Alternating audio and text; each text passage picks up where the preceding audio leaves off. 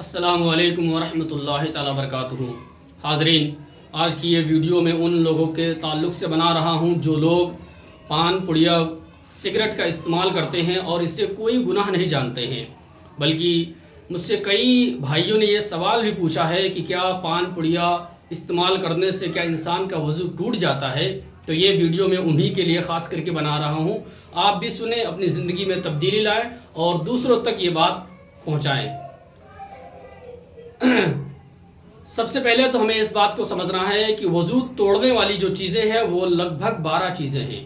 ان 12 چیزوں میں سے پان پڑیا سگریٹ بالکل نہیں ہے۔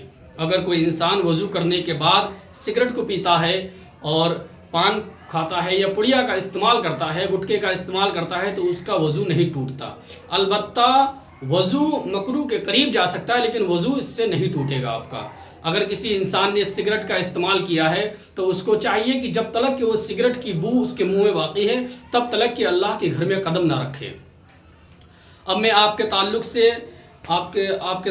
میں آپ کے سامنے اسی کے تعلق سے ایک واقعہ پیش کرنے جا رہا ہوں۔ اس کو سنیں اور اپنی زندگی میں تبدیلی لائیں۔ ایک اللہ کے نبی علیہ السلام کے سچے عاشق رسول ہر روز اللہ کے نبی علیہ السلام کے اوپر 1000 مرتبہ درود پاک پڑھ کر سوتے تھے، سبحان اللہ۔ اور اس نیت سے سوتے تھے کہ ایک مرتبہ مجھے کاش اللہ کے نبی علیہ السلام کی زیارت کا شرف حاصل ہو، اور الغرض اللہ تبارک و تعالیٰ کی بارگاہ میں ان کی یہ دعا قبول ہوتی ہے، اور ایک مرتبہ نبی کریم علیہ السلام ان کے خواب میں تشریف لاتے ہیں، سبحان اللہ۔ جب اللہ کے نبی علیہ السلام کو انہوں نے اپنی نظروں کے سامنے پایا تو فوراً ادب سے کھڑے ہوئے، اور کھڑے ہونے کے بعد حضور علیہ السلام کو سلام عرض کرتے ہیں، اور فوراً اللہ کے نبی کا جب مقدس چہرہ، جب مبارک چہرہ آپ دیکھتے ہیں تو فوراً حضور کے ہاتھوں کو بوسہ دینے کی آگے بڑھتے ہیں۔ تو الغرض اللہ کے نبی علیہ السلام کی طرف جیسے ہی وہ بڑھے اللہ والے، فوراً اللہ کے نبی نے اپنا قدم پیچھے بڑھا لیا، اللہ اکبر۔ جب یہ ماجرا دیکھا تو وہ پریشان ہوئے، بہت حیران ہوئے، اور عرض کرنے لگے، یا رسول اللہ، کیا مجھ سے کوئی بہت بڑی گستاخی آپ کے شان میں ہوئی ہے؟ کیا مجھ سے کوئی بہت بڑا گناہ سرزد ہوا ہے؟ تو اللہ کے نبی علیہ السلام فرماتے ہیں کہ نہیں، بلکہ آپ کی زبان سے، آپ کے منہ سے مجھے بیڑی کی بو آ رہی ہے۔ جو سگریٹ کے بعد جو بیڑی پی جاتی ہے، بہت لوگ بیڑی کا استعمال کرتے ہیں، سگریٹ تو بہت اونچی چیز ہے، بیڑی اس سے کم درجے میں آتی ہے۔ تو جو لوگ، حضور نے فرمایا کہ تمہارے منہ سے بیڑی کی بو آ رہی ہے اور جو مجھے پسند نہیں ہے، اللہ اکبر۔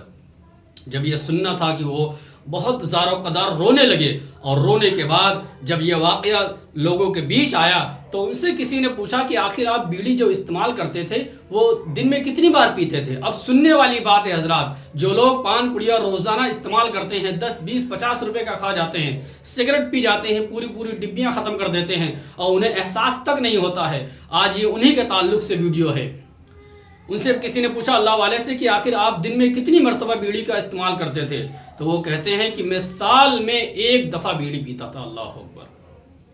وہ کہتے ہیں کہ سال میں 1 دفعہ میں بیڑی کا استعمال کرتا تھا۔ اب اندازہ لگائیے حضرات کہ 1 مرتبہ بیڑی پینے والے سے جب اللہ کے نبی اتنی نفرت کرتے ہیں، تو جو لوگ دن میں 3 4 5 مرتبہ سگریٹ بیڑی کا استعمال کرتے ہیں، گٹکا پان کا استعمال کرتے ہیں، ان کے تعلق سے اللہ کے نبی کتنا ناراض ہوتے ہیں۔ پان کے تعلق سے میں آپ کو ایک بات بتا دوں کہ پان کھانا مباح ہے، نہ ثواب ہے نہ گناہ ہے، لیکن سگریٹ بیڑی پینا یہ گناہ میں شامل ہوتا ہے۔ یہ نشہ ہے، اس میں نشہ گٹکا ہے، پڑیا ہے، سگریٹ ہے، بیڑی ہے، یہ ساری چیزیں جائز ہیں، ناجائز نہیں ہیں، لیکن یہ گناہ میں شامل ہوتی ہیں، یہ مکروہ میں شامل ہوتی ہیں۔ لہٰذا ہمیں ان سے بچنا چاہیے، اور ہمیں اپنی اولادوں کو بھی ان سے بچانا چاہیے۔ الغرض کسی بھی بھائی کو کوئی بات اگر سمجھ نہیں آئی ہے تو آپ فوراً کمنٹ کر کے پوچھ لیجئے، انشاءاللہ آپ کو بدلیل پوری بات آپ تک پہنچائی جائے گی۔ تب تک کہ السلام علیکم ورحمۃ اللہ تعالیٰ۔